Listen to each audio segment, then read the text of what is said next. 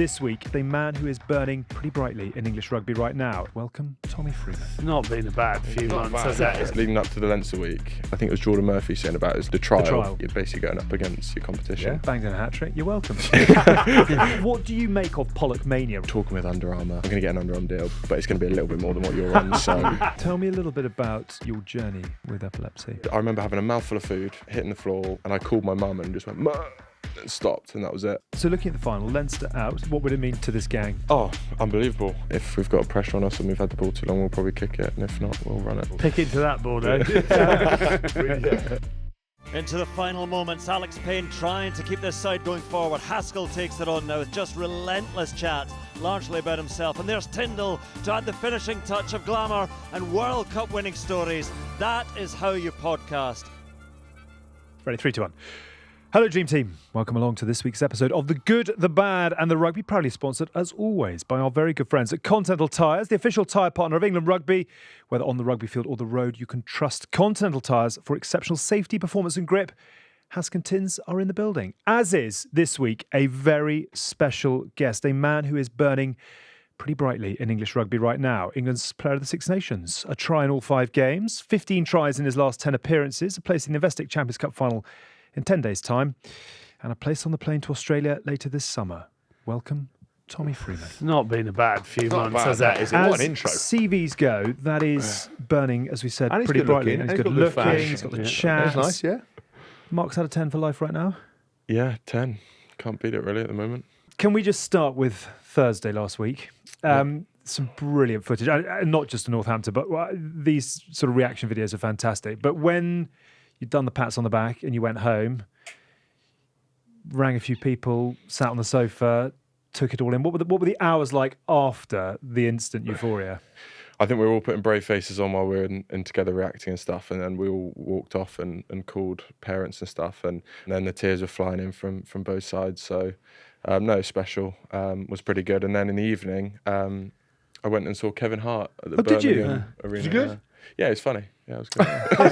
He's a comedian, Kevin Hart. Don't listen to this show. I put a line through comedy critic.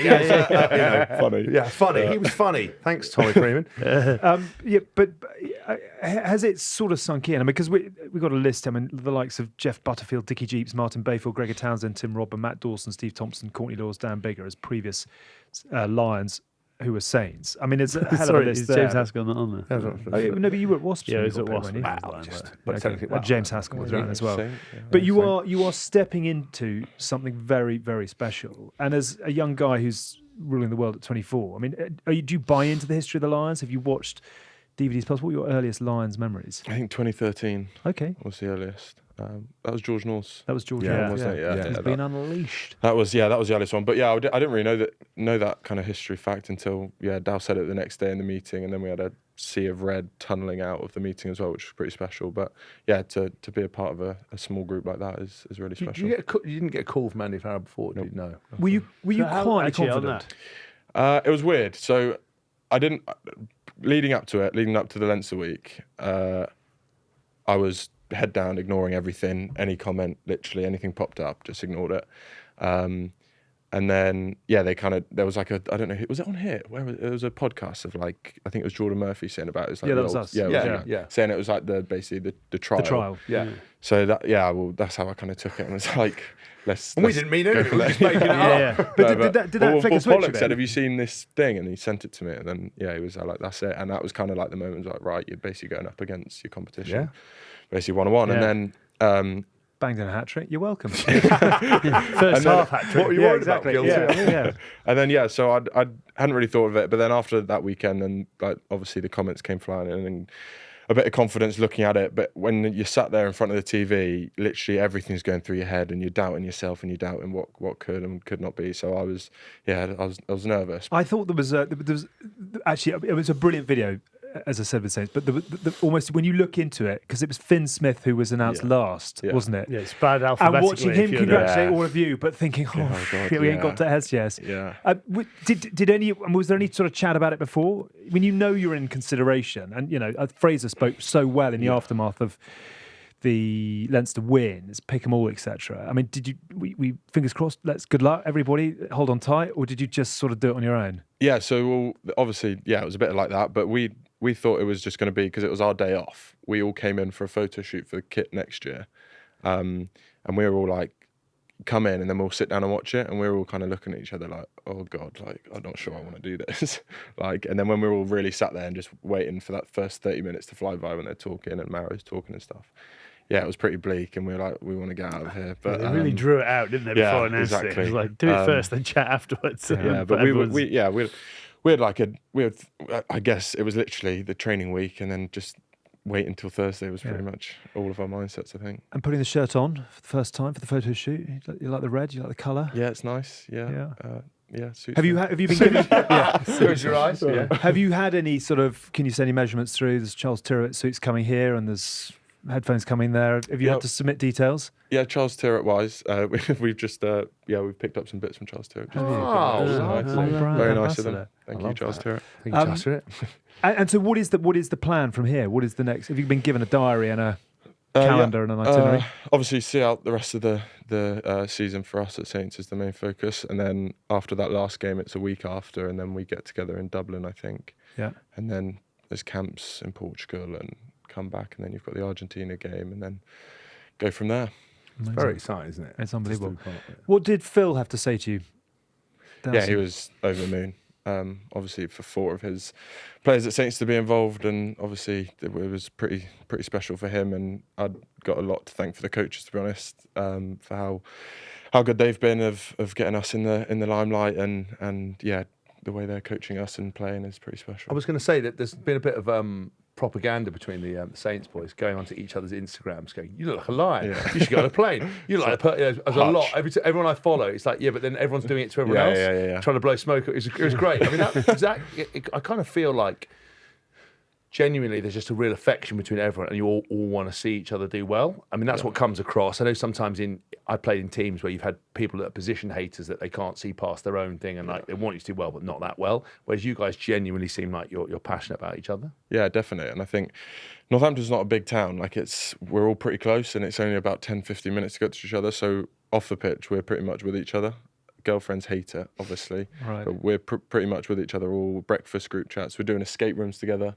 You can only imagine an escape room with Alex Coles, by the way. That is the most patronising position to ever be. He's quite smart, isn't he? Oh yeah, he's like, no, that's wrong, that's thick. Do this, blah blah blah. Smug. He's an area smug, like Dave Atwood. Him and Dave Atwood have a smug off. Yeah. So, but on the other side of it, how was it for those guys? Obviously, you still had Dingers probably in there, and George Furbank, obviously with the injury.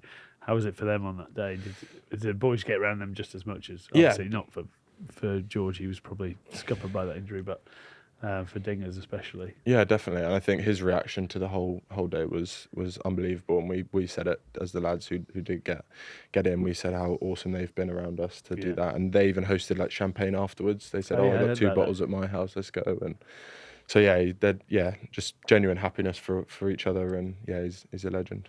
Obviously, you mentioned 2013 as your first sort of experience of the Lions.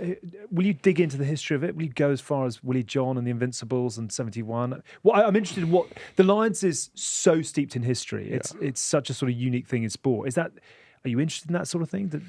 Are you Gen Z? Would that be the right? What's your bracket?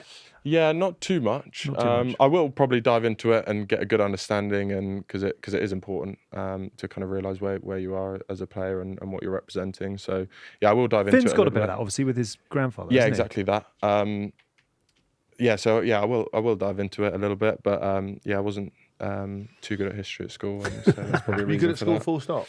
Was I good at school in terms of what? Because school was. What, academically? Well, so basically, or just what you're being a legend? Were you here at school like an absolute meathead sports guy jock, good looking, running around? Was that went in with one of those what they call Letterman jackets or whatever they call it? Did you come back with like 3 Ds, but you were great at all sports? No, GCSEs passed them all. C minimum. Hang on, C minimum. or I couldn't come home, Mum said. So yeah, got through GCSEs, all good. Right. And then I did a BTEC for sixth form, so it wasn't academically, it wasn't that So strong. basically, Thick as you're shit. big, dumb, but really good at sport and good looking, and that's it. And got common Gets you sense. through it. It's perfect. See, this become, mate. I mean, I was a bit of an anomaly because I was a bit of everything, but you can't win. Certainly are that. Hell. Jesus Christ. We've done very well because we've managed to get 15 minutes in without mentioning the name of Henry Pollock. Yeah, it's been good. So at this point, we're going to mention Henry Pollock. Yeah. Discuss. Just discuss. I mean, from your, I'm not even going to ask a question. What do you make of Pollock mania right now, as someone who is, walking at the very front of English rugby, as you are? Yeah. The rise of the kid behind you is what? Do you love it? Yeah, I love it. It's awesome. No, it is awesome to see it. It's just painful in the fact that when he comes up, she goes, mate, you've got 20 caps for England. I've got 1, and you've got 50k followers, and I've got 111. So it's like that kind of chat. So he knows so it's like, right, brilliant. So you hear a bit of that, and he's like, oh, I'm talking with Under Armour. I'm going to get an Under Armour deal, but it's going to be a little bit more than what you're on. So I'm like, okay, perfect, sweet. So yeah, in terms of that, it's good crack, and he's good laugh. But like, can you fault it? Like, he's been unbelievable, and you can't really tear him too much until he does have a crack. Can you put your finger on what it is? Because from the outside in, it just looks like the absolute fearlessness of youth. Yeah. What is it of when you're amongst it and with him? And is he just doesn't care. As in, he cares obviously about doing well, playing rugby. Like, he really cares. But like, in terms of that, he doesn't care what people think. He doesn't care what people write. And I think it's just him being himself, just being a character. And you can't fault it because it's bringing in a bit of love for him and everyone's going. I do feel that the Saints is probably the perfect place for him as well, because even before Pollock came along, you look at sort of 2 years ago and how he looked at the attack and how, like, Finn, was it 2 years ago? Finn was bouncing around, you had fullback bouncing around, you had you just turning up wherever you want, and then you got dingers coming in, you got slights on you've just had that sort of perfect balance of the youth who were happy to try anything. I think when you get young players that come into that environment, you sort of encourage to just go out and see what's in front of you and go and do it. And I think he's really benefited off that at Saints, where as if he was in somewhere that was far more structured or whatever, it might not necessarily work out that way. Yeah. So, he should be thanking the Saints as much as... Does he have the balance right between kind of bringing that energy and knowing when to just knuckle down, or is that still something, you know what I mean? Because it seems like everything we talk about, and again, you and I were talking off air, it must be frustrating. Anyone who goes into the podcast and sort of doing anything to do with rugby or England gets the first question, what's Pollock like? But I think people are intrigued by it because they see the products on the field, they see teammates sort of talking about him, saying he brings energy, he can be annoying as hell, but does he have that balance right? Because it seems like he does train really hard, knows when to turn it on, because there's nothing worse than having someone with a personality and they don't know when to pull it out and when to shut up. Yeah. I think he's like, his pitch stuff and like diligency and stuff like that, he's very good. Like, he's good at getting his body right. He knows he makes good decisions as how young he is. You like go out into the open world a little bit and you're on the tube, and we got the tube together and for the past couple of weeks, and he was you can just pick up a few cues of him going a bit rowdy on the train in front of people while they're all got headphones and stuff like that, and they're like, Pollock, just dial it in. And that's when you realise like how young he is. And what excites him is sometimes like, oh yeah, that's quite young. I used to be like that a little bit maybe. But yeah, he just doesn't care though. So fair play to him. I love the fact that I used to be like that. You're 4 years old. Yeah, exactly. Jaded guy, hey, a long time ago. I remember being like him. Back in Norham, we lost a lot of good people. What are you talking about? Sorry. But I think the point you make is a really good one, which is it's very unusual for English rugby to have someone who has walked in the door and been here for 10 minutes as he has, and is absolutely as comfortable as he is. And I just sort of wonder almost with the way that he is, whether that gives everybody else the space to be a bit more, or to push it a bit more. I mean, the lawnmower celebration and Finn Smith is doing more. It sort of feels like everybody is opened up by the guy at the front who, as you say, just doesn't give two shits to anything. And I think that was it. It was just that one person of not caring. I think when obviously celebrations and stuff, he just does his thing. And the lawnmower was genuinely, I just did the lawn the day before, so I was like, right, I'll just whip that one out. Explain yourself. Hey, big guy. Hey, just relax, bro. Don't justify it. We're not like any other podcast. We love that.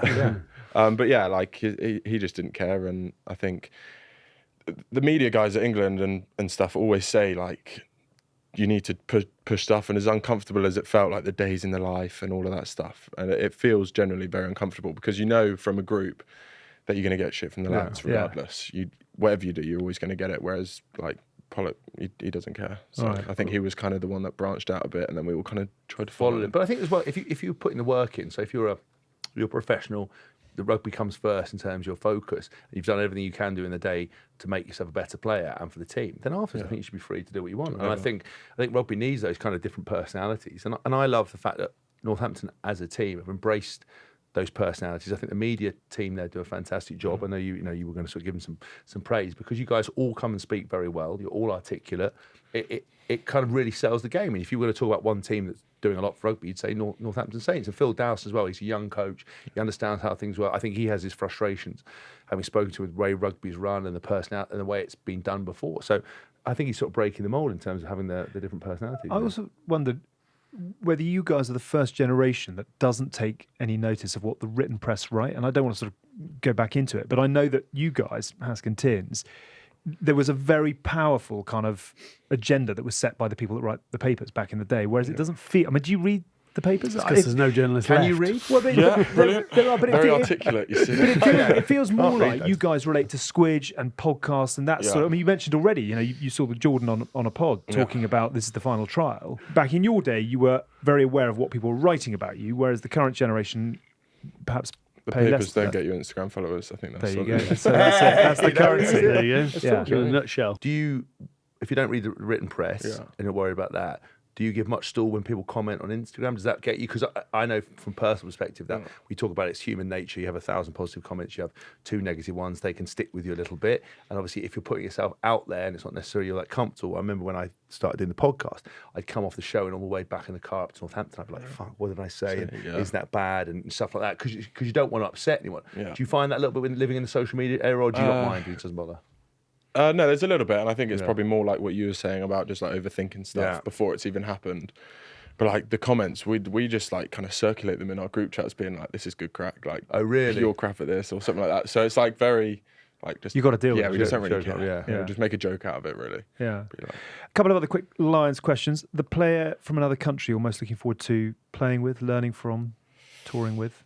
Have you got any sort of relationships? Do you swap shirts with James Lowe? Or? No, I haven't really spoken too much to him. I had a brief chat with him at the end of the game, and he just said, make sure you do the full job and beat Bordeaux. But yeah, like they've got characters like Mac Hanson's. It's said to be a very funny lad, so it'll be good to get amongst him. And he's got an Andy Farrell tattoo, hasn't he? That's going to help in the selection. That's the ultimate Brown. You need to get the bash done. The tattoo, don't worry. I've been injured 5 weeks. Don't forget about my tattoo. He's got a full Stuart Lancaster tattoo on his back. With Farrell, Roundtree. Well, he might do. I don't know. I'm pretty open to get tattoos. I'm pretty open to a tattoo. Is there anyone you've had ag with on the field that you're then going to meet up with? Because when I went on the tour, you kind of Johnny Sexton never really spoken to, apart from had a row with him on a field and called him a word I couldn't even possibly say, wouldn't even get through the approval. But and then not racist, nothing. I just called him. But great chat, top chat. Incisive in its. It just cuts you down. There is no worse insult than that. You can't. Yeah, but then John told me to shut the fuck up. Nobody. Nobody. That's a great one. When John tells it to you, fuck, he's got a point. But then you had, and then guys like Sean O'Brien. I played with loads, very physical. Wanted him to be kind of a bit lad. He wasn't sure what he's gonna be like. Dan Bigger. He was really competitive, really chippy. And these guys I met and got on with like a house on fire. Is there anyone you've had a bit of ag that you think maybe will be interested to see what they're actually like? Because when you get into that environment, you're all on the same team. Yeah, no ag. Haven't had ag. But we're in the tunnel walking out with that Leinster game. Yeah. And I was started to run out, and Josh Van der Fleer just pulled me. Oh, really? And I don't really know what he said to me. He kind of said like, "You're going to try," or something like that. I don't know what he had said. Yeah. And I'll have to ask him. After you scored 3, did you walk back over there? Yes, I have. Imagine if I did try. Wait till I do start trying. All right, little fella. It's an autograph. Oh my God. I love it. But that's what I mean, though. So when you go and have those combos, first you sit and go, what? That was a bit funny. But but Tim's had it. Tell that story in the tunnel in the final. Oh yeah, well no, I just played Stirling Mall. I was quite excited, and I just went, "You better have a fucking good game because I'm going to have an amazing one." And then he looked at me like he was going to beat me up. Yeah, and then he just smacked me on the arse and went, all right, let's go. Before the World Cup final, imagine that. Go out all like jogging, real nervous. Yeah, mate, you better have a good game because I'm going to have a fucking great one. Did you see he smacked it? It was like, go on, fella. He said, okay, let's have it. Let's have it. I love that. We had Richard Wigglesworth on not that long ago, and he said apparently you asked him to play 10. Yeah, there's a bit of an ongoing joke Okay. at the club because I think Vesti put me to 10. Newcastle, Finn got yellow carded. And then we'd always joke about it in the game. I said, I think I'll just be chucking some drop goals or whatever. And I'd be like, what do you reckon? Chile away? He was there like, not away, Tommy. You can do Chile at home, but you're not doing it away. You need the home advantage. Have you ever played? Yeah, I grew up playing 10 did through you? school and stuff. Yeah. But I thought that's So he what knows it. Richard said. He said he grew up playing 10, that's why he wants to play 10. Then they put him 10, and it was a lot of straight trucking. Yeah. Yeah, a lot, Scratch ball. a lot of double dummy go yourself, a lot of dummy and go. Yeah, wasn't it? They don't expect that from the 10. No, you know what I mean? Unorthodox. I played London for some reason at Bath. We had so many injuries. I played 10. I think I had 64 carries. Did It was you? brilliant. Yeah. 3 yeah. meters made. Boss was like, "Fucking give me the ball." And then when Finn had the week off after the Six Nations, when he went to Dubai, we had Tom James at 10. And then he got yellow carded. I went in at 10, did one off the 9, hit up 2 forwards. It split both the forwards, went right in between them. They picked it up. Counter attack. I yellow carded it. I got yellow Yeah, carded. that's what he's talking about. I think that's the queer. That was what he basically said. And that We was won't the let him do back The rows. that. And thing that'll be that you the end forget of the most if you get then step into 10 is the kicking go. You're Yeah. like, I don't kick. Yeah, exactly. You don't think about planning where you're going to go. Don't You're tell like, Australia we can't kick. They don't no, know. not a kick, as in off 10. I've watched you actually play. I think it's anywhere. planning field position. Yeah. And you just don't do that. You're Yeah. like, we'll keep playing. Exactly. Yeah, exactly that. Yeah, but that's the clip he's talking about, I think. So basically, he said he'll play anywhere else in the back line, but you're not doing 10 again. 9 and 10, yeah. 9 and 10. No, So no. 11, 13 or 14? Yeah. Play anywhere? Yeah. Anyone you want? Preference 14. Yep. But happy to play 13 if needed. Fullback even if needed. Yep. Yeah. Happy. As boots will travel. Right, when it only rolls around once every 4 years, you'll do what fucking you play can. anyway. You do what it Yeah, takes. that's right. Don't leave me out. Have you thought about what it might be like to run out the MCG in front of 100,000? Do you do that, or are you just Investec Champions Cup Final in 10 days' time? That's Yeah, my priority. we're pretty much focused on that. Good. That's the correct You answer. know, the It's kids a hell of a today stadium. are laughing about the fact that they know they're talking bullshit. The other ones would have been serious. He knows that that's a contrived answer. Yeah. Yeah, just going to get rid of it. Yeah. Media Handbook, page 10.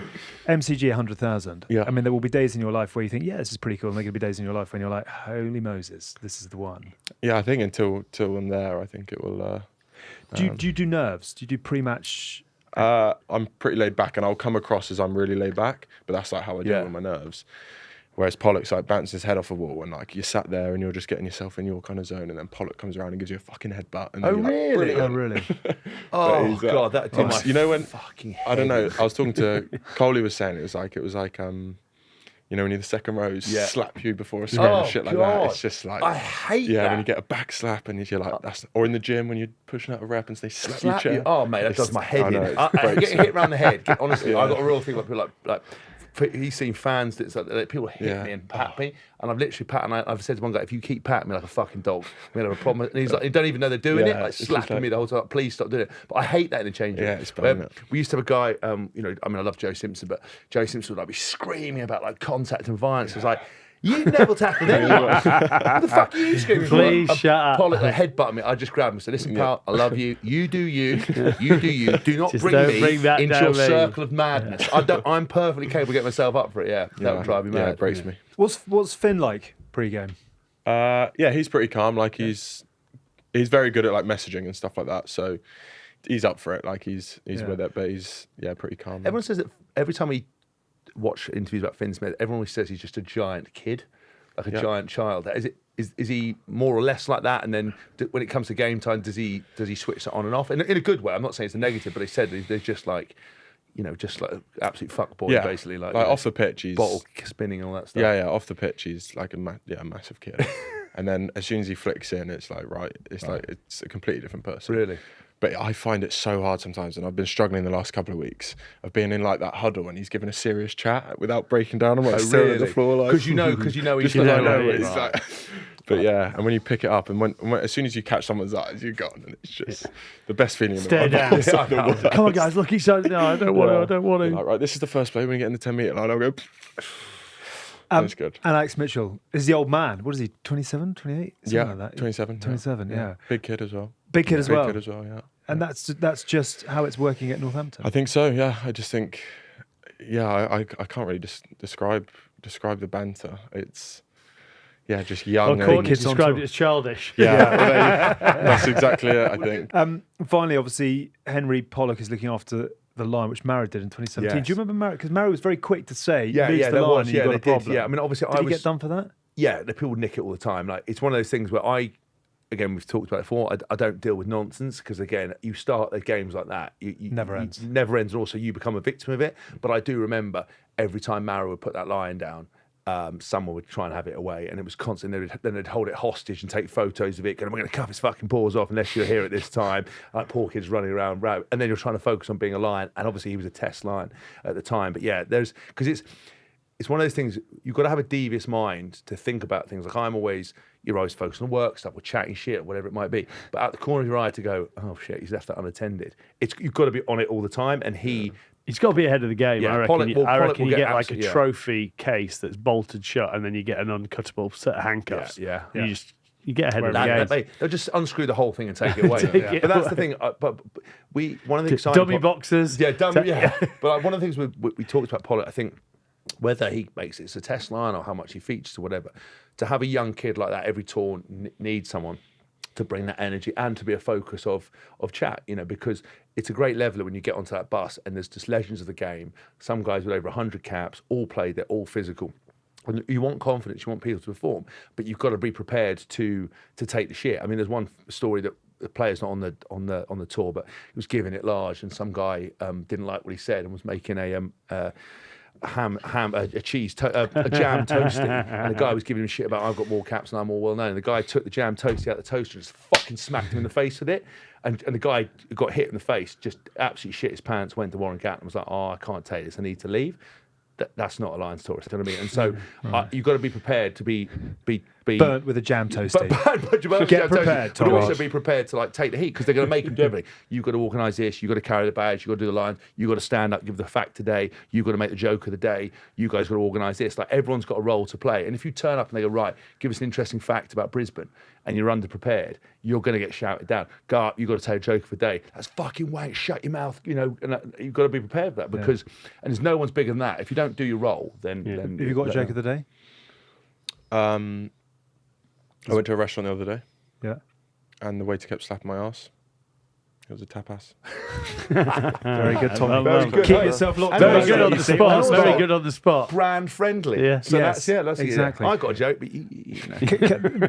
Final. No, thank you. Not I was needed. like, no. I just want one final line on Pollock and the Lion. So I've read a million rugby articles in my lifetime, and I don't think I've ever laughed. And there was an interview with him in the Telegraph, and the final line of it. Did you see this? No. Pollock's evident popularity at Saints is aided by his sense of humour, and he signed off with a tongue-in-cheek on the tradition of the youngest tourist carrying around Bill, the Lions mascot. He said, "I feel bad for him spending time with me." Pollock said, "It's going to be a long trip, so all the best to him." This is the first time I've actually genuinely laughed reading a rugby article. Good luck to Henry Pollock, and certainly good luck to Bill. Now, the Good, the Bad and the Rugby are going to be live on stage inside Hampton Court Palace House. That's exactly what's happening, Alex. The Good, the Bad, the Rugby is going live on Sunday, the 15th of June. And do you know what? You're all invited. Expect lots of rugger chat, banters galore, behind-the-scenes stories, and a deep dive into everything that is the Lions Tour, all in a setting fit for a king. Want to go big? The Beers and Bowls package gets you amazing food, drinks, and a meet and greet before the show. What's not to love? There's no way that you could read that line, is there? It's Here's going- a bowls package. Beers and Bowls, go big. A bit of sushi and a light salad, if you want it. It's going to be a belter. Grab your tickets now. We would love to see you. Hampton Court Palace Festival on the 15th of June. It'll be a very good evening. Grab your tickets now. You had a question for Mike. Tommy, what's your Are you question? royalty? Like, are you? Did you You curtsy act when you like came you. in? I'm not being funny. You have It's changed. Hampton Court Hang Palace on. in the You have property. changed. Court Hang on, I don't the wanna- man who won't get on a fucking public transport. What's public transport? Exactly. You're confusing me. By very technical Oh, really? marriage related. Yeah. There's not one bit of my DNA that is royal. But Wow, you're having a bit of a DNA transfer. You drink a lot of right? Chateau Margaux and Petrus for someone who doesn't really like Greer. You've come a long way from Puma if it's on tracksuits offer, in Wakefield. If it's on offer. Because I see a lot No, of I'm you in still the from up papers. north. Yeah, still. See Yeah. you in the papers, Yeah, nugging Louis on the balcony, fucking man of the people. You look quite royal from my understanding. I love Louis. Do you Yeah. see him do the old when he do, yeah. ripped George? I love that. The Schweff. the Schwepp. Yeah, that boy's a legend. I mean, because Are you you a had a few royalist? questions. Like, Yeah, anything else you What want else to did ask? I ask? you want to know? Do you see him a lot? Oh yeah, do you see them a lot? Do you see their family? Do you hang out? Do you hang out? Because we want to know. Do you hang We out? hang out. Do you hang out? Do you high five them? Your lads high five? Do you have to ask permission for a high five? He's chief. He's chief royal hugger. High isn't he? five. Yeah, a lot of hugs. Yeah. Do you Chief hugger. genuinely Do you have to now? bow? Yeah, when you first see the king and the queen, yeah. Really? But then it's okay. Oh. But as As in the I've first said, time you met them, or No, every time. yeah. Every- So every at first time, time bro, of it's the the fucking king. first time of the day, first time you see them in the day, you always do that. do you- But the relationships will shift a little bit because obviously the queen it was so proper, but then the king I've got a different relationship with, but you've still got to follow that. Yeah. Then when William's king, it'll be really weird. But do you go? Because when you come in and go like, so you do the bow initially, and then like when we met them at Windsor, then and boss, I went, yeah, I call went, more boss, yeah. I went, hello, Your Highness, you're right, boss. And I didn't leave enough time between your boss and Your Highness because everyone was like, some bloke from Eton was like strangling, went red. 3 red dots Yeah. disappeared. Yeah. So, but you go so you bow, and then how have you ever gone? Yeah, come on, and he's like, not today. Do you ever get that? Like, because I sometimes misjudge it. Like, no, No, I haven't. No, you I haven't haven't had had a fend yet. not offend. No, okay. Yeah, he's just not quite got the power to push Right. me away. He might have tried. You hadn't noticed. Folded his arm back yeah, into yeah, himself yeah. again. Yeah, okay. Oh, I love that. Good. Anything else we got off Yeah, your chest? Tom, that's all You good. sure? Yeah. He, Sure. You got what you came for? Anything that comes up. Yeah, please yeah. feel Drop free. in. Yeah, he's Perfect. got a castle and he's got a moat cleaner. Oh, nice. Yeah. And And a it- tufty duck hut. Yeah, every time I tufty duck, That was in the old parliamentary expenses scandal, wasn't it? a tufty duck hut.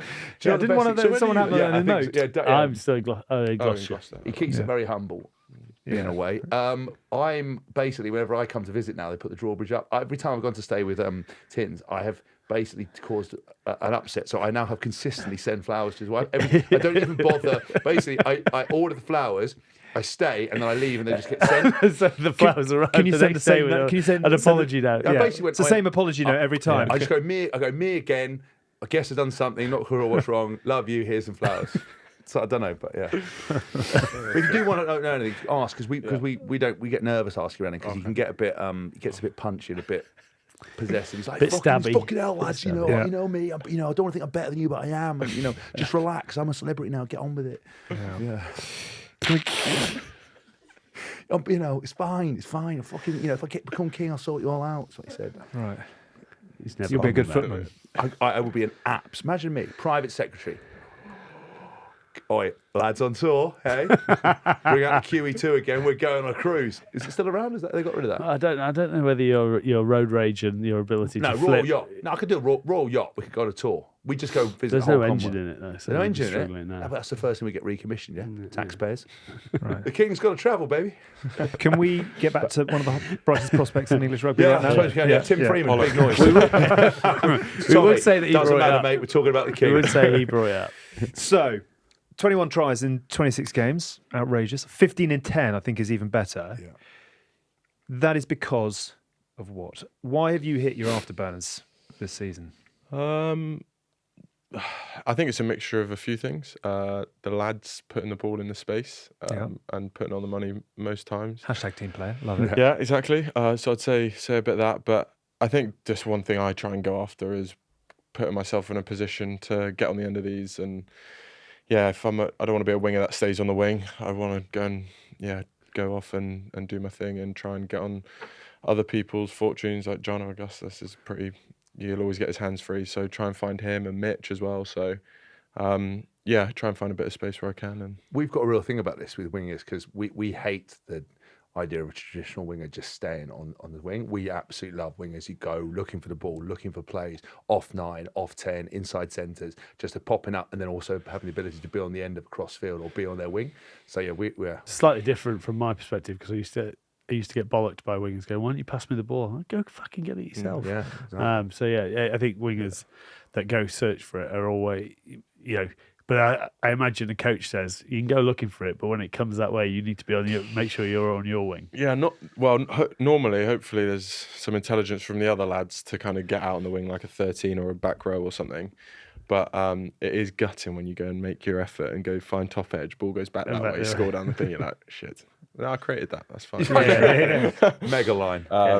I always had this thing with Charlie Sharples. Charlie Sharples was playing off his skin. Ultimate Eagle, though, that he only thought he was playing well if he scored tries. Yeah. Whereas he set up probably a majority of our tries with line breaks and stuff that he'd done, but he was never on the end of it. He just happened to be on the wrong wing. The other winger was scoring tries galore, but it was basically off the back of his. And I was like, mate, you're playing out your skin. I don't give a shit. Or do tries define you, or just do you? Yeah, that's just an added bonus. Yeah, tries not for me. I mean, it got to the point at Twickenham where I don't think I'd scored for any. I hadn't scored yet until that France game. So the Six Nations before the Autumn Nations, I literally hadn't scored at Twickenham. So I was getting to the point where I was like, right, I'm a winger here. Maybe I do need to get over the line. And then obviously Slights came on for his debut, scored 2. Yeah. There was one against Australia where he comes around and they put a pass over and he just comes out of nowhere and goes. I'm like, oh, brilliant. But no, I wouldn't. No, tries for me. I get equally as excited as going through it and setting up a try than always getting over the line. I'm going to call bullshit on that. I love Again, you. media I love you. That's It only gets bad when you rock of shit I've ever heard. Only gets bad when you mark Quates. I think Quates went like 16, 17 games without a try. And to the point where everyone was like, we need to get him in. This is really bad. Yeah.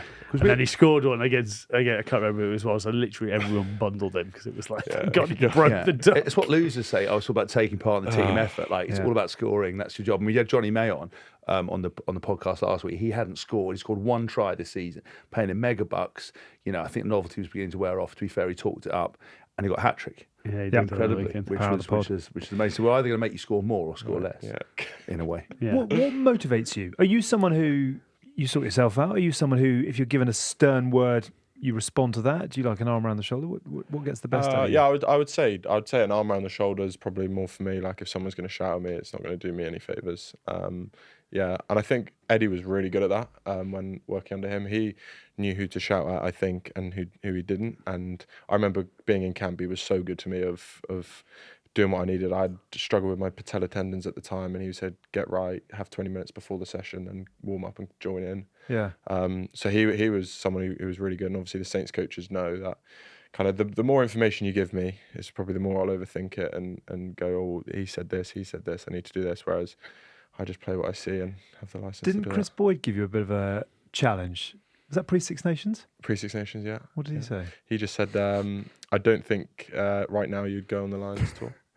And, Thanks very much, Boydie. See you by the bar, Chief. High five. But, And you are on a Lions tour? Yeah, well, yeah, so maybe a little bit to thank for it. When you hear stuff like that, do you just disregard it or do you use it? Because when I went to my career, I had to work very closely with the sports psychologist. I did from 17 to kind of like last week. Explains a lot, doesn't it? Explains a lot, right?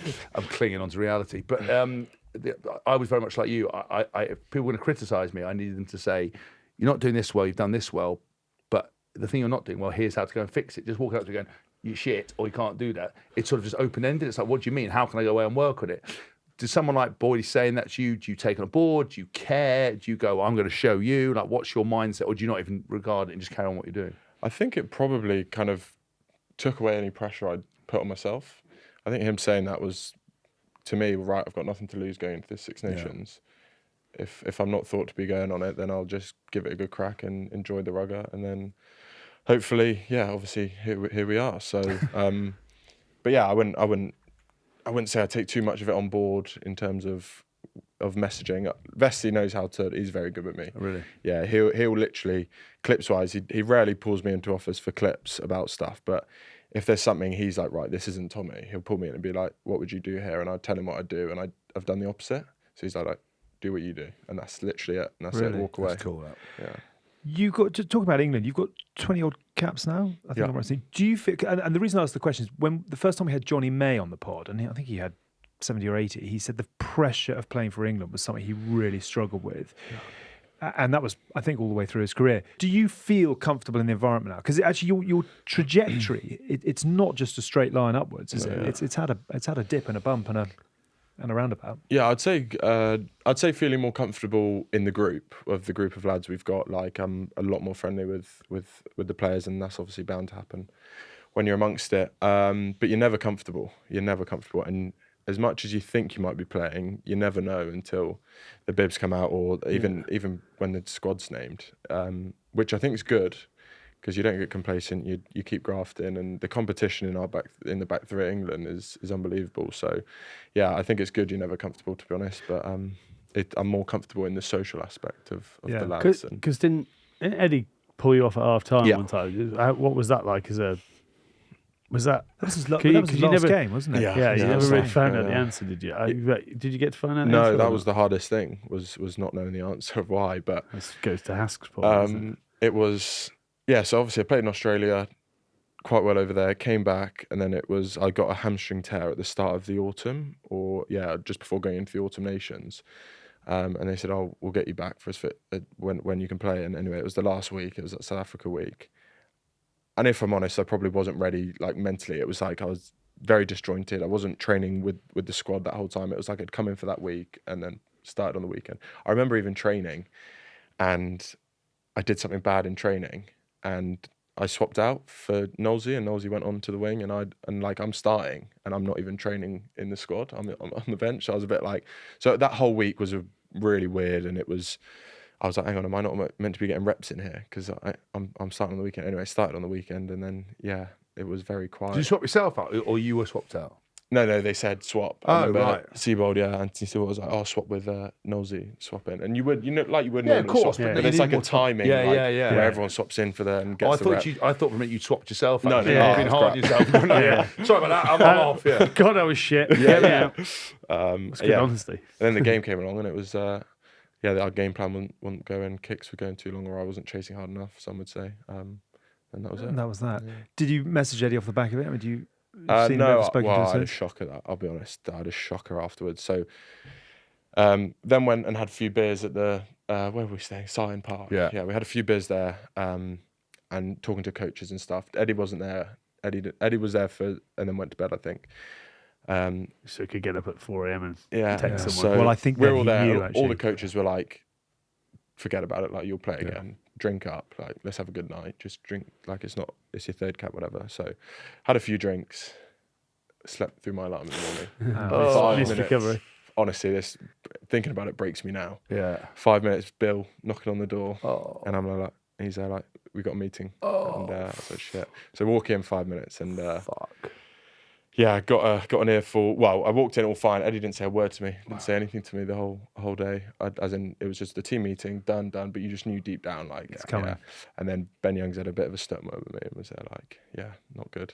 And then that was it. And then that was the last of it. And I all came back in like shit.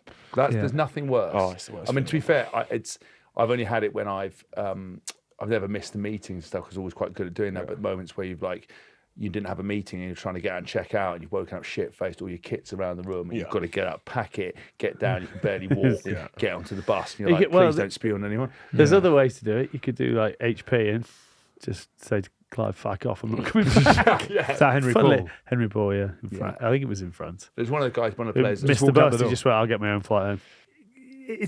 You are at the very top right now, but can I pick out a couple of bits on the journey? So, Leicester Tigers, we actually had Jordan on the other day, I think it was, who was saying that you were in there and it never quite happened at Leicester. Yeah. Because? To be fair to Leicester, I think when I first said about it, I think the story kind of got taken of like reject, dropped. Yeah. Saints picked him up, love it. But it didn't really end like that. It was under 16s, and at under 16s is like there's loads of you. There's kids across the country.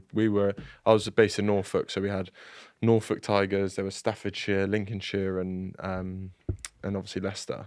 So there was like huge counties, like with loads of lads, and it was just a case of I was too small at the time. Jeez, That's changed. really? Yeah. Well, but it wasn't like development-wise, I was a bit of a late bloomer, so I hadn't. Alex is still waiting to bleed, aren't you? You're still in bug, aren't you? He's coming at 50, I think. So physically, I wasn't there. So they said go to Brooksby Melton College, which is part of the Ace League with Leicester, so we can keep an eye on you. But at that point, I was a bit like, I was a bit gone. I was a bit disheartened. I was like, oh no, I'll go and try somewhere else. But before that, at under 13s, my school was affiliated with Northampton Saints, and my club was with Leicester. So I did trials for both, Right. and got into both. So I said, when I was 16, I was like, I'll try Northampton. So I went to their race league, and then heard nothing for the first year, and then got picked up in the second year of my final year at school. Yeah. And then went in that way. But it wasn't. Yeah, it was kind of like, we'll drop you, but we want to keep an eye on you, so go to this college. And at that point I was And like, then you left, never spoke again. Yeah. I was like, no. And just looking back on the 2023 World Cup as well, which I mean, you obviously had a burst, and then it didn't quite happen. Except, but when you look back now on World Cup, how do you assess or reflect on that? Yeah, obviously gutted not to have gone. It's like your dream, isn't it? But potentially wasn't ready, and I think body-wise, I'd just had kind of knee surgery on my patella tendons, came back from that, and I think, to be fair to the coaching staff at England, I think obviously it's your dream and you want to be a part of it, but timing-wise, they probably saw something, felt other people were ready, and you can't really go too hard against that. But it's funny that I think actually if you'd have gone on that, it wouldn't have been great for you anyway. Yeah. The way that they had to play and the way that they had to knuckle down after the sort of storm that it was in, it was very sort of kick chase. Damage limitation. Well, it was basically put yourselves in positions to win rather than go and win it, and that wouldn't necessarily fit. And as into you know the from New rugby that Zealand you're game, we playing. don't chase kicks hard enough. So Yeah, Yeah. so we don't know that. The other thing I wanted to ask you about, and tell me if you don't want to talk about it, is epilepsy. Yeah. Tell me a little bit about your journey with epilepsy. Yeah, so when everyone calls me a space cadet, they're actually being disableist. Wow. We've got an We can represent you. Northampton HR. Let's get into that. Oi, first of all, we're gonna have a chat. We'll get round you. Yeah. All for that. Yeah, when I was 13, I was having like these vacant periods where I'd just stare off into space for like 10 seconds, 15 seconds. It was literally like a daydream. Like I wouldn't know the difference. And then there were times where I'd be having a conversation we ignored it. And then I had conversations in class and stuff, and I'd just stop talking. And then they were like, go on, carry on what you're saying. And I was like, what? And then I'd forget a minute, and then it would all flick back to me. And I still thought it was just daydreaming. I was just clocking off. I was like, yeah, you're boring me, like kind of stuff like that. But then Mum picked it up, and then I really picked it up when I was reading out in class, as you do, like reading a bit of a story when you're young. And then I just stopped halfway through, and then they're like, go on, carry on. And then I was like, carry on what? And then I went, oh yeah, that's it. And then carried on reading.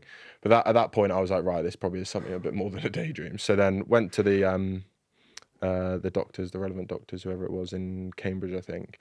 And Mum was like, yeah, I think we need him to have these scans. And he was like, no, I think he's just a daydreaming kid. Like he's fine.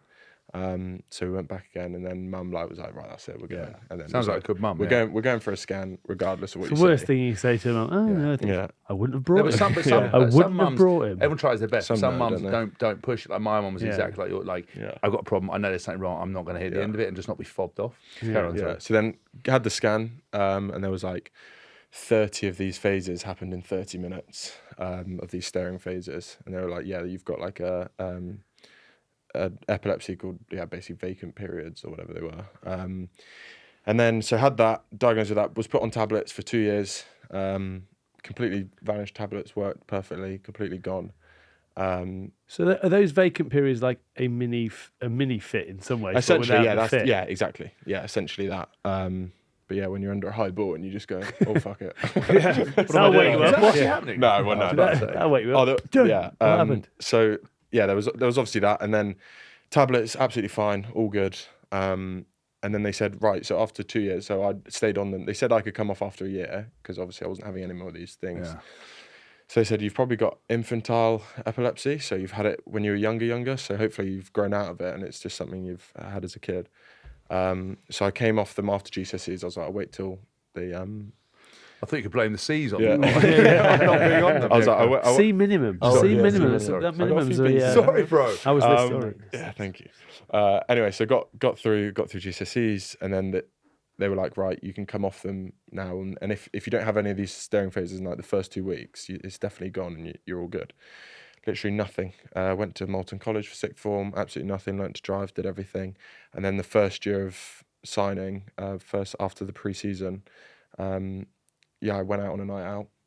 Drove home. I remember 20 minutes into the car journey, I was like, called Mum. I was like, I'm having this like staring phase again, Mum. She was like, oh, you're just hungover. I'm sure it's nothing.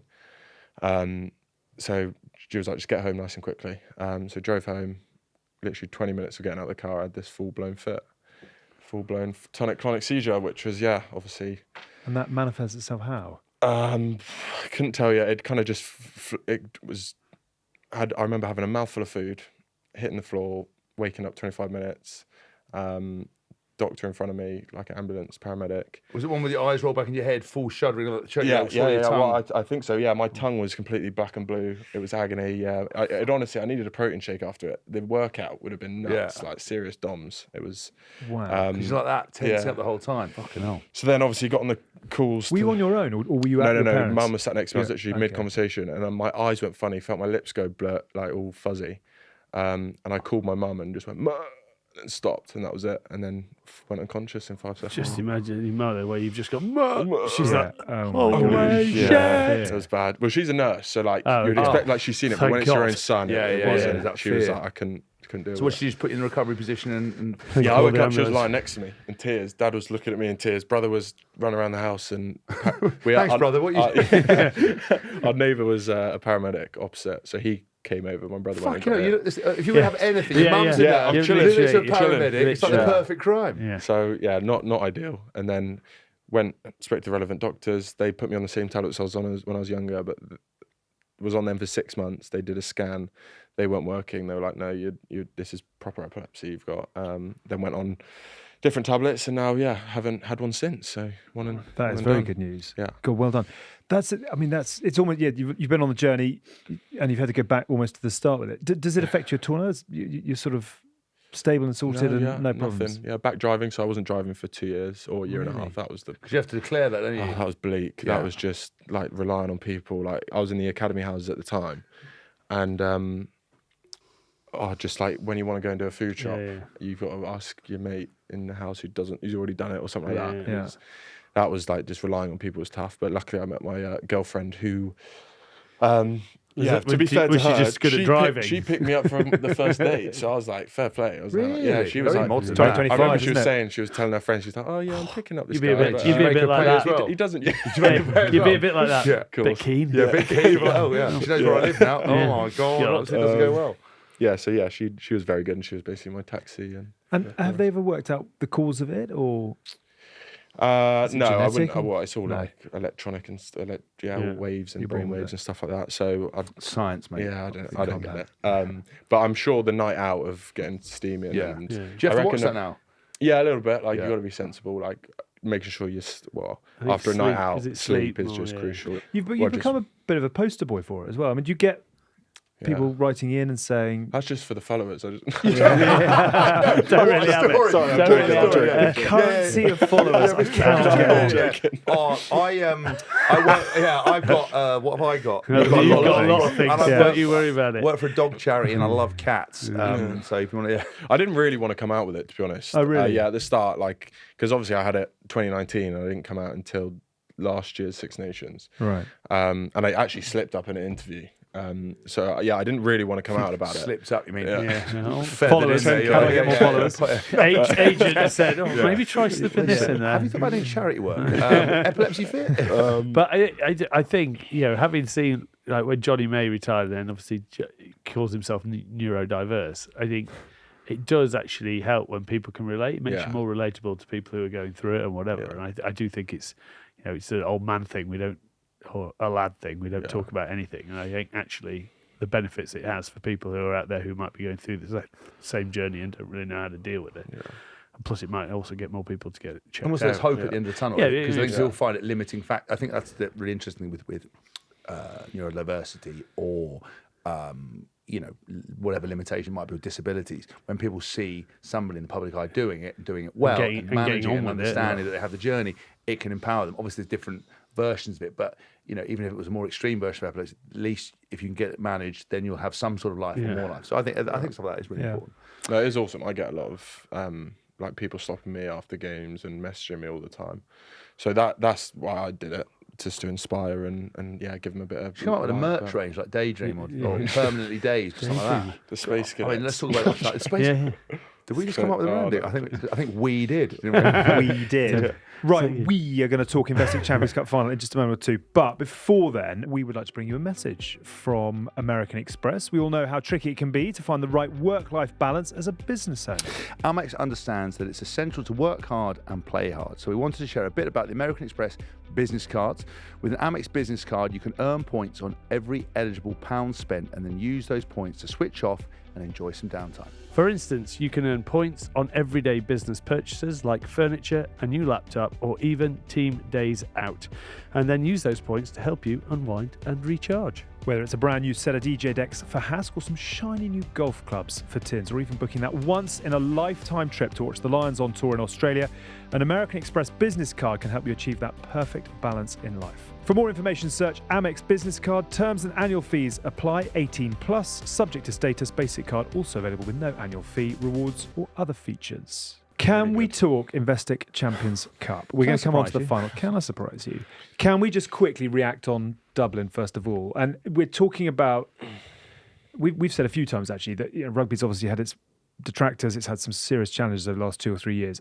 I genuinely think that what you guys are doing is helping everything come back a little bit. I think the Premiership is definitely moving in the right direction, but that performance and that game and that event in Dublin was, I think, as good as the tournament has had for many, many years.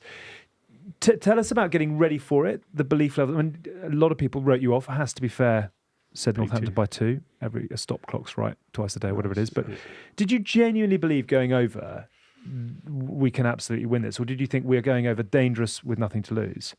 I think we were obviously aware we were the underdogs, or perceived as the underdogs to pretty much everyone. But as a squad, we knew, not just saying this, we knew we can do a job on them if we get our game right.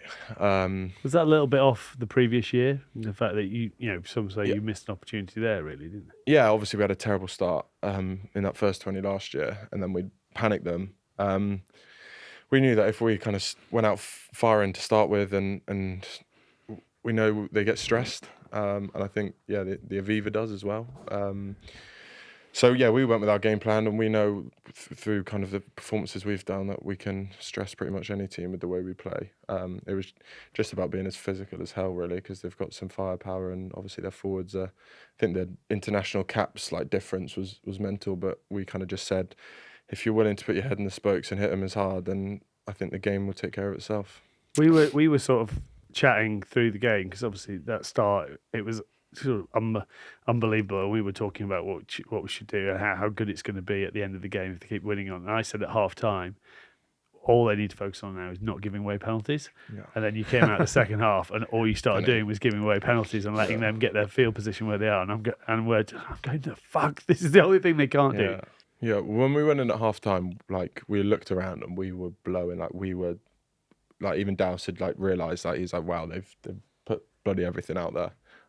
So it was just about giving clear messages of what the next 40 is going to look like, and obviously being up, it helped. And momentum is huge in those games, especially. I think they scored their try when they went 1 point behind us. Yeah. And I was looking around as I came running back to the posts of everyone's body language. It was we were losing.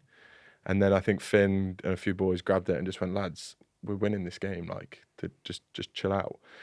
And then it was just about doing the next action and making sure it was us. And then we got over, and then it was just about not holding on, but being as disciplined as possible. You can say holding on. You can last say line out. Clinging on to the ball, sliding it back, doing whatever needed to be done. I did think that, to be fair, because obviously everyone's hyped up what a brilliant performance Northampton had. But to be fair, I think maybe if the game had gone on 10 minutes longer, it was looking a bit dicey, especially against a team like Leinster. Because I thought at the end they'd maybe got that when it hadn't touched the corner flag. Fair, but your tackle on Josh Van der Vliet. Perhaps he should have. Perhaps he should have pulled the shirt. Yeah, exactly. Yeah. But it's also realisation. Do you actively remember? Because I was not saying that wingers normally will just still corner flag on that, but you were coming across, then you were I have to go forward. So you literally changed your line and went dead straight. He sort of rode the hit, but you managed to pull him down. Yeah. Was that an active thought in your head going, if I let him go for the corner, I might not stop him? You never win those ones against a player like him as well. So, I just remember Snyman getting the offload away, and when he gets an offload away, like, because we're stopping it for most of the game, that was like one of our main things. Like, he stands so upright, doesn't he? He just stands a lighthouse. So, because we've obviously got people like are tight for the offload, but then if the offload goes back like it did to Gibson Park, like we've got 4 people closing like that, one pass is beaten. I just knew, I was like, right, I've got to get to this edge here. And then I saw Van der Fleer in space. I was like, oh god. I was like, head down. I was like, I've just got to go and try and whack him. I thought I'd whacked him. We talked about it before the game on the show, saying that actually when Phil Dowson was delivering his kind of team talk, because nobody gave you a chance, that essentially you had the freedom to play. I don't know whether he used this as an angle, but you haven't really been given the respect. Nobody believes you can win. Yeah. You need to go out there and have fun and play with freedom, because ultimately you've got nothing to lose. Was that kind of the talk that was given, or was it more than that? Was there more substance to just give it a crack? Exactly what I've done, because that's what I would have done. Just basically saying, listen, lads, we've got this game plan. I would have targeted, at Gibson Park, I would have targeted Snyman. I would have been really physical in the contact area, outworked them, and then just encouraged to play. But I just wondered whether any of that talk, or was it different? I think at the start of the week it was like everyone's writing us off kind of thing from Douse, but there was no like free to do what you want. No, like the pressure was all on them essentially. Yes, we knew that. Obviously, us lads, like obviously seen on the media and stuff, like Leinster by 40, everyone giving their predictions. But like for us, we knew it's like as soon as we had the ball in that first 5 minutes and we were like picking them apart a little bit and we were on, we knew at that point like this is our game. Obviously, there's loads of different deciding factors and the conversations going into it are all very different, but the messages for us was go and do us, because we caused problems. I think one of the most impressive things at the end, they could have easily, even on that last turnover, could have easily been a panic, get it out and we'll defend another line out, and then to play 3 or 4 phases. And especially when referees literally look for you just coming off your feet for a penalty, I think it was very brave to do it. I think that's sort of when you know your decision making right, and it was the right thing to do for sure to kill the clock. I think that's when you know a team's sort of on it. We said last week Alex Coles was enormous, but can we actually just start a bit of a Fraser Dingwall appreciation society here, because it's massive credit to Northampton as a club. They are putting you guys out there. They're creating some phenomenal content at the moment. They're not the only ones as well, but just a word on his captaincy, which I mean I'd never seen it before until you start to hear, you see some of the footage that comes out, but the way he speaks, and I know you already said he got you all together as the Four Lions to help you celebrate. So, but as a leader, as a guy to follow, tell us about him. Oh, he's unbelievable. Like the way he plays as well. Firstly, like he is the glue of that back line in a way. Like defensively, he makes my job and wingers' jobs so much easier. Just the way he gets off and honestly, he helps me out a lot in defence. Gets me out of trouble where we try and get each other out, but he gets me out more trouble than not. And then it's just communication around the field, and obviously his talks before is. He's just a great communicator. That's A levels for you. He's just a very wise character and a good lad as well. You got BTEC in cooking. So if you want a lasagna, you will be all right. What is a BTEC anyway? Looking at the wrong person. Sorry. Aggies. A lot more coursework than is it? Right. So basically you can sit at home using ChatGPT. Copy it out of the books, Okay, I get you. Real life experiences. But he was talking often, and you've touched on it already, about the bond between you as a team. I mean, can you put your finger on that? Is there a reason why it has gelled as well as it has there? I just think it's. I think it is down to how much time we spend together. Right. Like off the pitch, it's mental. Like we're eating dinners. It is mental. We're eating dinners together. We're doing this, like doing everything we can really. And it's because we want to actually spend time with each other. It's not because we're just trying to get away from the house and doing chores or whatever. Probably a bit of that. I'd say. Get away from your missus. Yeah. Got to go out on another team now. Yeah, God, I hate it. I've got to sit there playing video Who games. is the ringleader of that element of it? I think there's just because there's so many different kind of group chats. There's like the Virgin Active one, where we go to obviously spa and saunas and stuff. Yeah. What you You were getting excited about that, weren't you? No, You I'm were just like, no. Yours is the active virgin. That's what I heard with Virgin. And I was thinking, I know exactly where your head was. I'm so proud of you. You can come out and say you've got epilepsy and you're a virgin. I think that's one of the best, helping each other get through it. Like, you know, the incels of Northampton. Wait till married. Well done, you. Well done, you. yeah, so there's just so many group chats and everyone kind of, I wouldn't say there's like a bit of a group. Is there anyone that you tries to get in the group chat? Oh, shit. Keeps being evicted. We're actually meeting at Trevor's house. There isn't a Trevor in the team. Whatever. And then just switch, you wouldn't mind me saying this, but Angus Scott Young. Yeah. Yeah, he's one like that. But Why? Why? Just because what's he like as a player? No, he's a legend. Like he's the nicest guy ever. Bit odd. Yeah. Every team Bit needs one. odd. He's good at admin, so he's good to have. Yeah, sounds very familiar actually. Do you know what? It's like, oh, by the way, the Virgin Active crew want to go out for dinner. Do you mind organising that? Do you know what? That's the best thing. You know, you really hit a group where you've got all power. What does he bring? He's a chat. He's funny. He brings energy. He's great at admin. Do you know what? He types 20 words a minute. Oh, brilliant. Thanks for doing that. You're listening to The Good, the Bad and the Rugby. Our Investec Champions Cup preview for the final in Cardiff in 10 days' time. How excited are you for the final to go head-to-head with Bielle-Biarrey? Good gear change, Has. Well done. Ramped it straight back It's up. just interesting because we had... He won't thank Snacks for just looking down at his computer. Because we had Johnny May on, he calls him, what's he called, Beer Barrel? Beer Barrel. Barry Barrel? He had numerous iterations Bielle-Biarrey. of He it. calls him Bielle-Biarrey, which is... And Prestigard. But Bielle-Biarrey... He's reinventing the game. He's actually scored more tries than you. Yeah. Which... Yeah, awkward or? a little bit. He's obviously rapid. I think that's his strength. So I'll be trying to contain as much space as possible off him and cramp that down. Force him back inside. Dingers, pick that one up. Hopefully. No one ever says that. No, but it's also like going against the winger of his class, and you want to be playing against the best. So do you do so? For example, when I was playing back row, when I only play back row, I would always watch videos number 8 seeing which hand they picked the ball up, how they fended, because different, like, you know, when you play against Pierre Specie, he used to love to get off the break down and carry the ball with the right hand, so all that kind of stuff. Do you analyse wingers to that extent, going, listen, he likes to step this way, I know where he's going to appear, how I manage him, or do you just not worry and see what's on the day? I'm not too, I don't look too much into it. Okay. I think when I'm in with England, there's a lot more looking at it, and there's coaches that are doing it with you as well. Like Van der Merwe, left foot step, right ball carry, all of that Details. stuff. Details. But yeah, not too much. He's just bloody quick, so I'll try and exactly. Just keep up. Try and keep up. Or you're not slow, force him inside. Force him inside. Yeah, deceptive. Yeah, like a milk float, like a bus. Yeah. So looking at the final, Leinster out. Well done. Toulouse out. La Rochelle out. Do you feel there is a real opportunity? I mean, obviously it's an opportunity because you're in the final, but the fact that you're taking on Bordeaux, who haven't necessarily got that much experience at the sharp end of this tournament as well. I mean, just tell us about the opportunity that sits in front of you and what you are saying as a team about the opportunity to come home with the biggest trophy.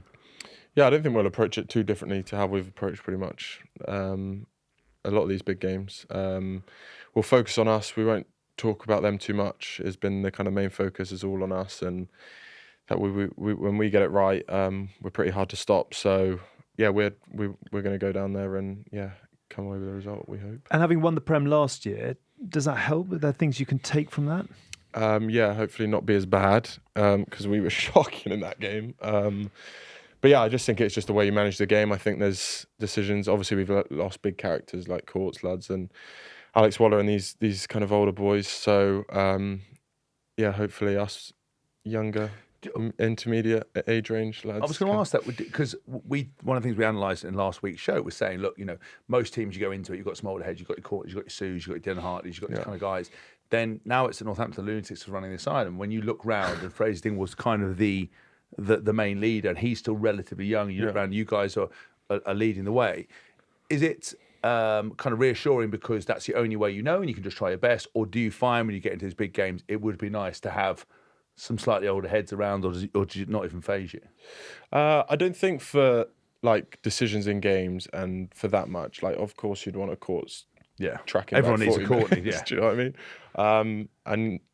I wouldn't say too much. I think the lads, we've played in some pretty big games and a lot of knockout rugby recently. So, and we've kind of all been a part of it. Even though Ferbs is injured, he's in and around it, and he's comes in up a lot of stuff. So, no, I think we'll be pretty happy with everyone around each other. We know that if we've got pressure on us and we've had the ball too long, we'll probably kick it, and if not, we'll run it.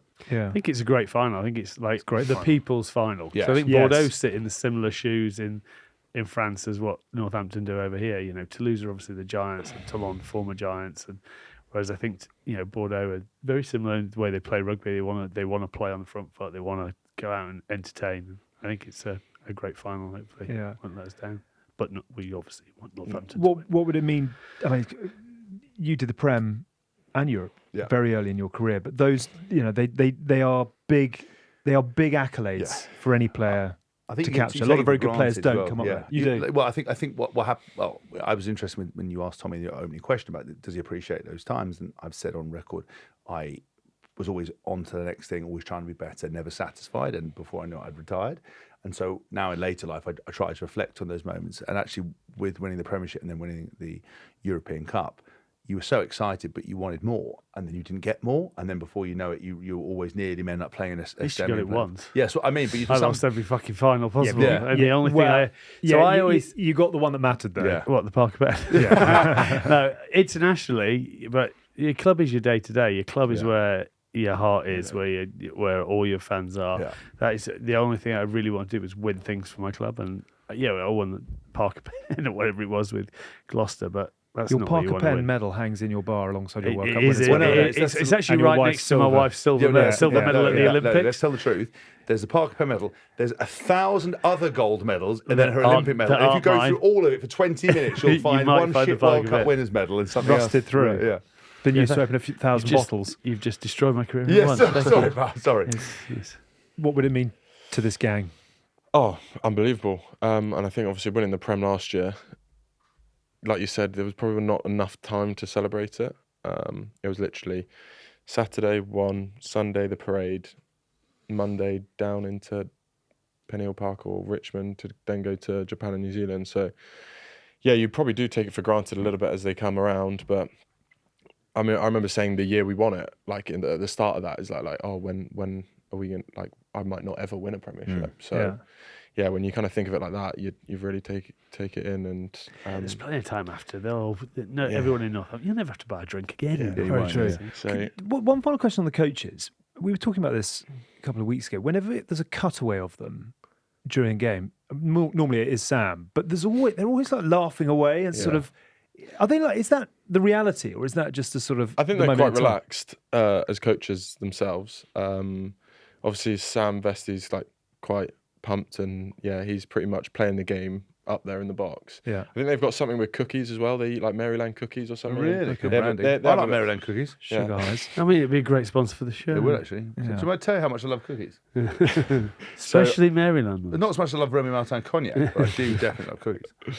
So I think they do have a laugh and whatever. I think the one in Leinster, Dallas actually told me why they were laughing. So Robbie Smith was in the crowd. He was watching, and basically to get to the toilet, I think he had to go past the box and go out to the toilet. And he's walked past the box, and Vestey's like banging on the window, going, "Hi, Robbie." And Dallas is like, "What are you doing? Like, you see him every day at training. Like, it's just Robbie." And then they come. We just scored. Robbie's walking back from the toilet. They're all knocking on the window, going, "Robbie!" So I think that's But probably to be one. fair, But Sam Vestey very famously got caught picking his nose and eating it. Do you remember? Yeah, he did. That was Yeah, like, he did. that was, He did. I mean, The camera is always a tact watching. genius, Yeah. amazing guy. I had a lot of time from brilliant coach, brilliant guy. But that, Forever remembered forever you got to for laugh. eating a just booger. literally because he was going on full excavation mode. If he went in deep, his head would have caved in. And he pulled out this absolute mega and just looked at it. And you're like, bro, you can't do that. You can't there's do no that. coming back No, from there's that. no coming That's back a from Jean van der Velde moment. that. Yeah. He was the golfer that blew an 8-shot lead going down the final at the Open. Good, hey, and that's good for you as well because we do the jokes and you do details, and that's why we're the That's best. why it's I'm sure it fused was an together. 8-shot lead, but- Tommy, do you know what? It is a lot of fun watching you all do what you do right now. And I literally want to say, because we give a lot of grief to media managers out there, but to Jack, Liz, and Tom, who look after the media at Saints, bravo. Well done. A tip of the cap. Great Chapeau. content. And you are Well putting your done. stars out where they should be, which is what the people and the public want. So well done. Good luck. Enjoy all that's to come. Obviously, in the Investec Champions Cup Final, tickets are selling fast. I'm amazed there are any left, actually. For the finals weekend in Cardiff on the 23rd and 24th of May. If you haven't got yours yet and you fancy it, epcrrugby.com for more details. Shall we do the honours? Can you do the deep reach behind? Oh, hang on. Let me grab it. Carefully, maybe So- save it for post the summer. Yeah, yeah, indeed. So every guest who comes on nice. gets Thank a you bottle very of much. black. So Thank you. you've definitely won something. Lovely. Yeah. Thank you. But yeah, £1.50 of every bottle goes into an injured players foundation, and you try and buy it in all the Waitrose stores. Could you name any of them? Yeah, I can. We've done a few visits to Waitrose. We are now in Waitrose, which is very exciting, and we are there from the north of England to the south. You can get in there and buy your black eye, and we would love your support. The more bottles we sell, the higher up the ratings we go. And the more And the Waitrose stores they'll be longer- available Yeah, in. exactly. As well. We give So- charity, so Listen up, make a note if you hear your name. Willoughby, Meanwood, Walton Liddell, Sheffield, Chester, Newark, Rushton, Cambridge, Southend, Bury St Edmunds, Berkhamsted, Lichfield, Oak Grove, Beaconsfield, Oxford Street, Bloomsbury, Fulham, West Ealing, Canary Wharf, Hawley, Keynsham, Tunbridge, Salisbury, Gillingham and Bath. If you live near one of those Waitrose and you're doing your weekly shop, we would love if you can stick a bottle of Black Eye in your basket. £1.50, as Tin said, of every bottle sold goes to our Injured Players Foundation. We love and value all of the support that you're able to give us. It's a cracking tipple as well. That's the main it's a thing. fantastic double goal in San double Francisco. goal in San Don't get on Francisco. about it, but it was award winning. Black Eye is now in Waitrose. Get yourself in there. Tommy, good luck. Really nice Thank of you you to come very in. much. Thank you Cheers. so Thank you, much. Bob. It's Thank a you. lot of fun to watch you do what you do, as we said. And we'll be cheering for Northampton come Investec 100%. Champions Cup Final day in a few weeks' Well, time. I'll be shouting from a boat in Monaco going, well done, Right. guys. But Yeah. Yeah. Oh, yeah. I Stuff mean, it. I'm There DJing are no there words. Thursday, When- Friday when- for yeah, the yeah. Prince in Monaco. I I'll will come be over in there. Cardiff I probably cheering won't on watch it, Northampton. but I will really be engaged with it. As a proud former Saint, who played 7 minutes No, for the I'll club. be DJing. It's a global thing. I don't think we can be. Yeah, perfect. Well done, mate. Brilliant. Good on Cheers, you. guys. Thank you. Thank you. And it's now time for our game. Who the Ruck is that? The rugby quiz show where grassroots heroes team up with rugby legends and Haskantins to win big for their club. Brought to you by our amazing partners at Watches of Bath, who keep us on time and on point every single week. Today, we have Ben representing Trowbridge RFC, joining forces with Hask and Tins. Good luck. Before we get into the quiz itself, Ben, a little bit about you. Your rugby claim to fame is... My dad, John Mallet, used to play for Bath. the Shep. And, The yeah, I was Shep. known as Shep. What a great man. Are you quite a player yourself, aren't you? You've been recently trotting out for... The Navy against the Army, Twickenham about a week ago. So, God, well yeah, done got you. the win. How'd you get on? How many were there this year? 49,000. And That's yeah, we beat the impressive. Army. So, You beat the it's good. Army? Yeah, beat the Army. So yeah, it's a God, big well done result for you. us. You're raising money for Trowbridge. What will the club do with the money? So first of all, we'd definitely get some new rugby balls, match balls. Need some of those. Probably sort out the changing room there as well. Get a bit of paint in there and sort them out. And then probably, spend the rest of the money on the piss. Good, super stuff. I'm not sure anyone's yet gone to fix the leaking room for new post pads. We need it's on to the get piss. Gilbert on the phone. Surely we Yeah, can I'm sort you sure out we with can balls sort you out without some you balls. wasting any money on that. Yeah, No, exactly. The game is very simple. I'm going to reveal a list of clubs and or province and franchises of a mystery rugby player, and you have to tell me who that player is. It's the clubs that they represented during their career. From the moment I start the clock, you have 30 seconds to guess who it is. The more players you identify, the more money you win for your club. The more money goes behind the bar, the better the piss up it will be. But beware, the questions get harder as the prize money climbs. Round 1 for £100. Here is your first mystery player. The clubs are Wasps, Bordeaux, Saracens. Currently playing. Your time starts now. Wasp, Bordeaux, and Was Saracens. Bob. Yeah. Who's playing for Sarries? Current player. Current you just player. Oh said. my God, Wasp, Bordeaux, and Sarries. Yeah. You was at Wasps with you. Went to France, came back. Potentially. Oh, I've Ben, only you've got got an Tom offer? Willis. Who? Tom Willis. Oh, Tom Willis. Tom Willis. Tom Willis. Tom Willis. Yeah, Tom Willis, yeah. Tom Willis is the correct answer. That's too modern for me, that is. Yeah. Round 2 for £250. The clubs are London Irish, Bath, and Leicester. London Irish. Potentially, I don't know, Carl Eastman? Was he a Is big that right? Irish? No, I it was wouldn't not have Irish, was go it? too much further down that would've that put- part. No. There was 13 seconds on the No. clock. They would have put league clubs. You played with it. Irish. Leicester. England and Lions as well. Oh my God, Leicester. What did you say? Leicester? Finished up at Leicester recently. London Irish. 25 seconds. Leicester, Irish, Bath. Yeah. Leicester Bath. Back row. 29, I don't 29. know. I think Stop. Anthony Watson. Anthony Watson.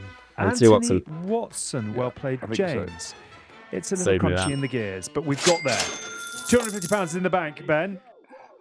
Round 3, £500.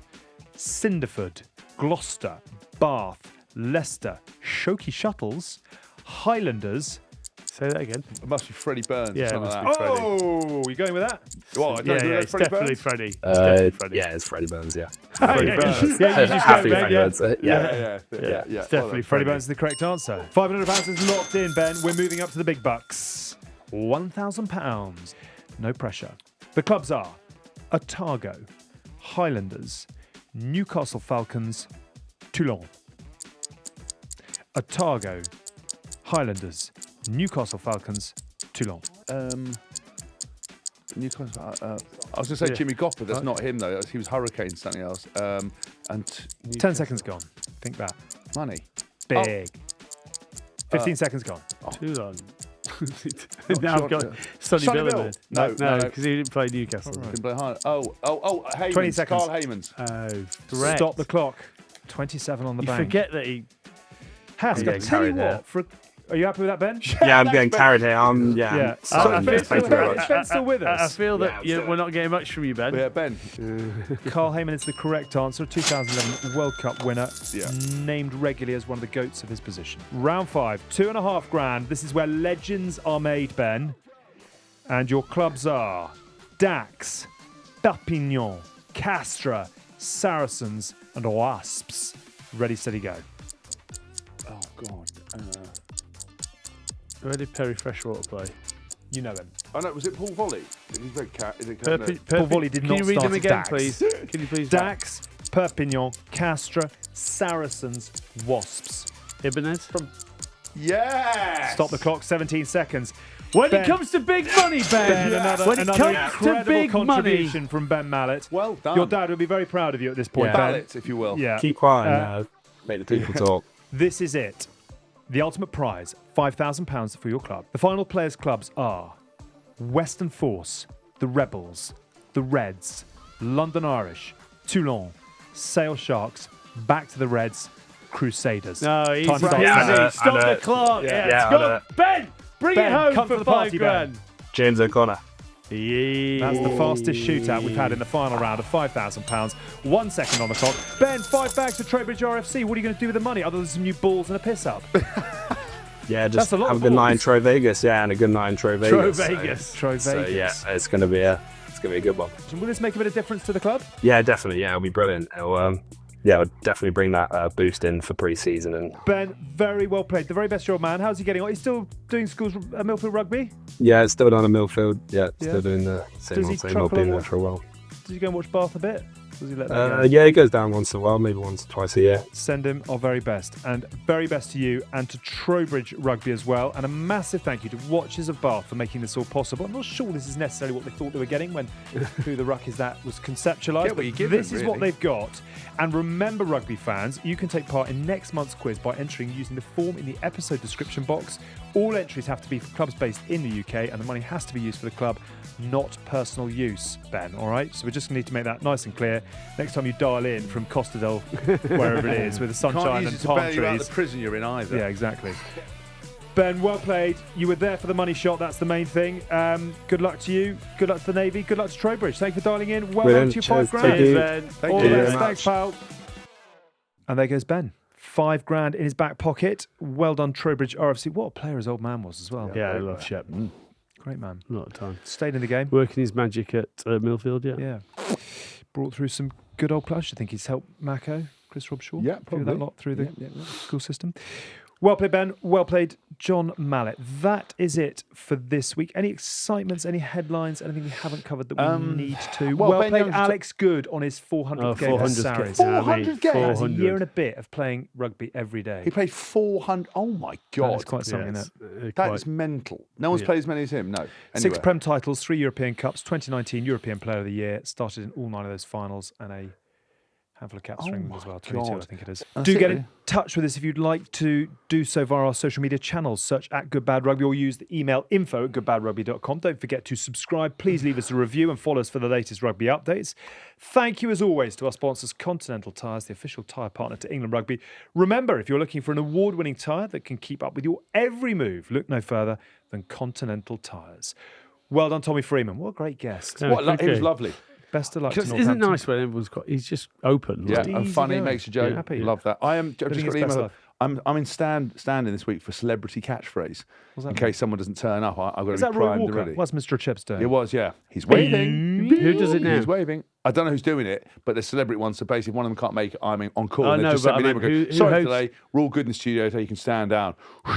Thank fuck for that. So you were stand-in for celebrity catchphrase, and now you've been stood down as the stand-in for No, celebrity for today, catchphrase. for today, and I'll go again tomorrow. Right. It's like a bat signal at any Yeah. point, and I just go straight there. So we start the week with Tommy Freeman scoring tries for fun, Yeah. off to a European Cup Yeah. final, Yeah. off This to is the what he's British got to and look Irish Lions forward tour. Yeah. And this is the aftermath of a glorious international career. Yeah, get what The you can, stand by- stood down as stand-in for celebrity catchphrase. Boys, rocketing career. Invest, plus size. I'm as popular as Tesla at the moment. Are you? Yeah. We're a Folding Pocket production. Stats and facts provided by Oval Insight. This episode was produced by Tom Edwards. Good luck to him. See you next week. Bye for now. You've been listening to The Good, Yay, The Bad, and The Rugby, Oof, with Alex Payne, James Haskell, and Mike Tyndall. Thanks for listening.